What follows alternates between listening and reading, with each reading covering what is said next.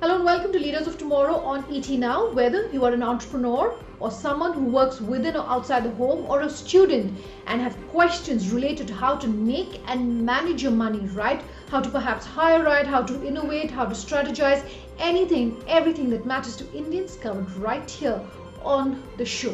My name is Sunanda Jayaseel and tonight I want to welcome in someone who watches the world of money very closely, Ajay Mahajan of Care Retails.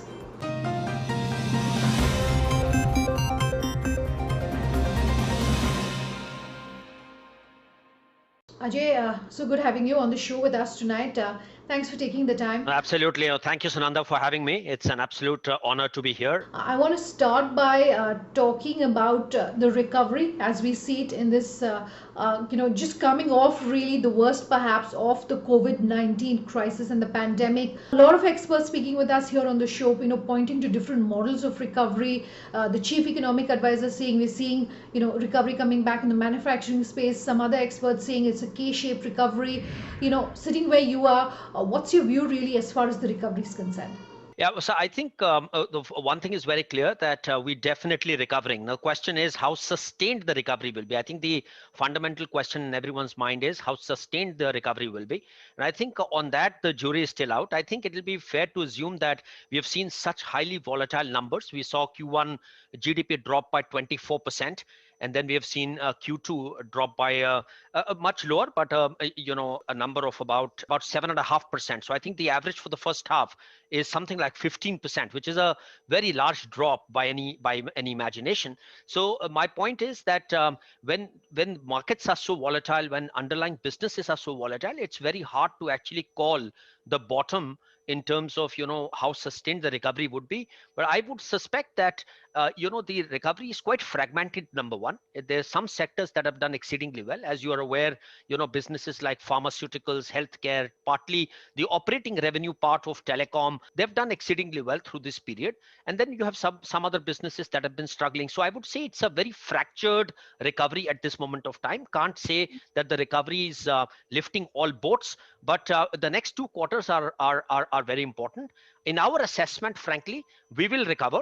The pace of recovery is very hard to comment on, although our own internal sort of analysis shows that we will have a Q3 at about -2.5 and a Q4 at +2. So effectively, all the negative growth is done in the first half. Yeah, so I think, like I said earlier, some of the sectors are showing positive recovery. Some of them are showing slightly lagged recovery. At this time, particularly, you see consumer durable sales pick up around Diwali time. You also see sales in auto sector sort of sharply go up. And we also know that because of the issues that we've faced in terms of lockdown, public transport is partly not available, and therefore there is a massive pickup in terms of the pent up demand for two-wheelers and so on and so forth. So I think we will have to sort of wait and figure out whether this level of momentum buying that we have seen will sustain. I personally would conjecture will moderate in the auto sector going forward, but I think overall the some of the sectors are that real estate, construction, media, entertainment, tourism, aviation, all of these sectors, I don't think business travel is back as much. We're seeing 50-55% sort of PLF in aviation. When I last saw it, tourism is completely in the backdrop now. Nobody's really focused on touring, apart from flights to Goa going book full. We are not seeing a widespread tourism. Likewise, media, entertainment will take a lot of time. So it's a very fractured recovery. Having said this, services sector, as we were talking earlier, will probably take some time to come back. Manufacturing and agriculture, and electricity are the three big components of positive growth in Q2. We expect them to sustain going forward. You were talking about the auto sector, which brings me to my next question, and that's the production linked incentive or the PLI scheme. Do you think perhaps enough thought and due process has gone into really the implementation and the thought process behind the implementation of how this is going to happen? The headline, of course, is good that it's going to benefit the manufacturing space, a lot of benefit coming to small businesses. But as far as what perhaps could be some of the gaps as far as implementation is concerned, you have any thoughts? I think the announcement is clearly in the right direction. But I think some of these things are quite challenging given the backdrop of the pandemic and a very sharp collapse in GDP we saw in Q1 and Q2. So whatever my understanding of the scheme is, that it is specifically a performance-based sort of scheme where it was initially extended to electronics and auto as the primary sort of beneficiaries. And over there, the incentives of 4 to 6% are possible to get on sales, provided there are certain norms on the investment and output that have to be met.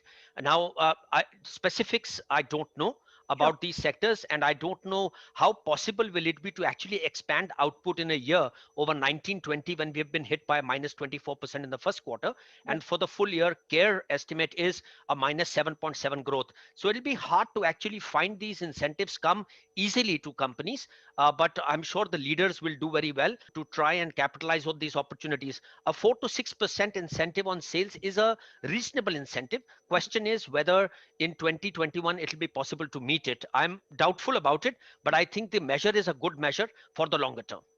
That's bringing me to the next question on the budget. Government on its part is talking unlock one, unlock two, talking about stimulus, talking about energizing and re-energizing the economy. But sitting where you are, if you had a wish list of sorts for the government that you would like to see from the budget, what would it be? I think the government has done a reasonable amount of work in the MSME space by announcing, like we discussed, the PLI, like announcing a 300,000 or rather a 3 lakh crore sort of ECLGS. That was a very substantial amount of money that has been, or if not money, certainly guaranteed a comfort to the lenders to build risk appetite back to this industry or this part of the industry. So I would say that government has actually done quite a bit in respect of the MSME, SME coming back. I think overall this growth tidings, if they continue the way they are, I think there is enough liquidity. The central bank has played a big role. Monetary policy has been very conducive to growth as well. The government has been seized of this. The TLTROs earlier done, and now LTROs and TLTROs on tap of 1 lakh crores. All of that helps a lot on the liquidity side. Interest rates have been generally held down. One would have imagined that with CPI sort of upward pressure, the interest rates could get pressured upwards over a period of time. But for now, I think the central bank has played an exceedingly constructive role in supporting growth. So overall, I think all the right steps have been taken. Like I said to you earlier, if Q3 and Q4 growth sustains at about the second half is roughly at flat, Okay, sure. then we will see the whole year at about -7, -8%, and that will augur well for 21-22. We Sure. should not actually expect too much of a V-shaped recovery. In investments, there is a V-shaped recovery for sure, as the global markets have cheered finally some kind of a outcome on the US elections, as also the fact that with negative rates prevailing in most economies, emerging markets seem very poised for a sustained inward flows, inflows, so to say. And I think that's actually creating Okay. a seriously bullish backdrop to the real sector as well. We have to wait and see if the real sector catches up to the fancy of the investment markets, but I generally remain positive and constructive. I want to talk about the NPA situation as far as SMEs are concerned. 12.8% Y and Y compared to about 11.4%. Do you think this is primarily because of the pandemic, this bit of a spike that we've seen in the NPAs? Are you concerned? Anything that you'd want to tell us? To be honest with you, MSME sector has not been a very easy sector to lend to. We have to be very honest about this, that this sector requires also very high level of monitoring. It requires a very sharp and alert levels in terms or rather alertness in terms of underwriting processes, and a very constant dynamic change is required to underwriting policies as we go along, because the day to day on the ground picture at a time like the pandemic changes very rapidly. If I'm supporting a manufacturing MSME, I would probably be breathing much easier as opposed to a services sector which could be fighting for survival. So I think the underwriting norms, the portfolio monitoring norms in MSME are always tough. And given that the ticket sizes are small, but the number of tickets in any bank's portfolio are so large, it's a constant challenge to manage portfolios of that nature. Having said this, there are good banks that have managed it very well through thick and thin, and there are some banks who still require to get more agile and to get more alert around their process and early warning signals in this space. Okay. So a high level message on banking, I think, is that banks obviously being the sort of literally at the center of the economy and facing every sector that we talked about till now, are obviously directly impacted, and with leverage ratios of anywhere between 6 to 9, they are deeply impacted in terms of their earnings and their balance sheet quality at times like this that we've seen pandemic and so on and so forth. So it's very hard to actually bring or even expect that risk appetite will come back sharply immediately. Sure. Bankers need to take notice of what moratorium 1 and moratorium 2 have done to their balance sheets. They need to understand exactly where they stand with regard to their provisioning and NP and asset quality.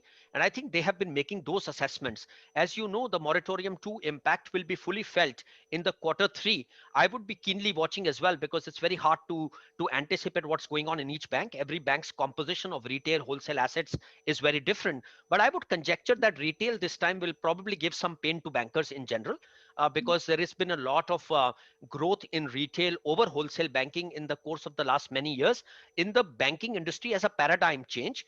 Of course, there have been some big players who have also focused on wholesale banking quite well, and but they have focused on working capital and short-term products essentially.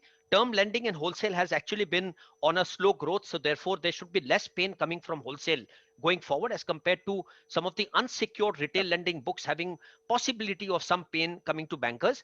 Ajay, I have to take a quick break on that note. We'll be back in just a moment with much more on the other side.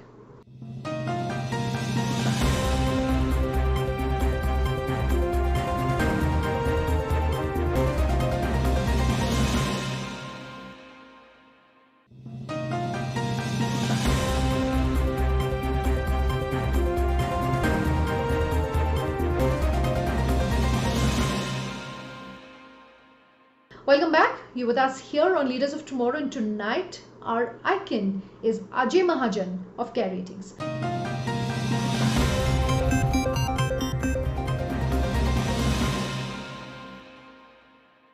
So, what should small businesses do when it comes to raising money in this new year in 2021, whether it's private equity, VC, bank, whatever may be the mode of funding? Has how you're raising money and the mode of raising money really changed, and what should small businesses keep in mind?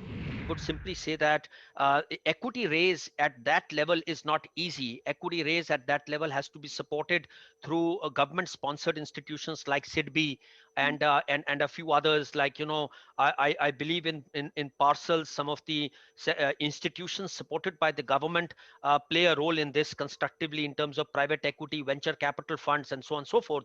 But in general, equity raise in smaller enterprises has always been a challenge, and they have to deal with it, I guess, on a case by case basis.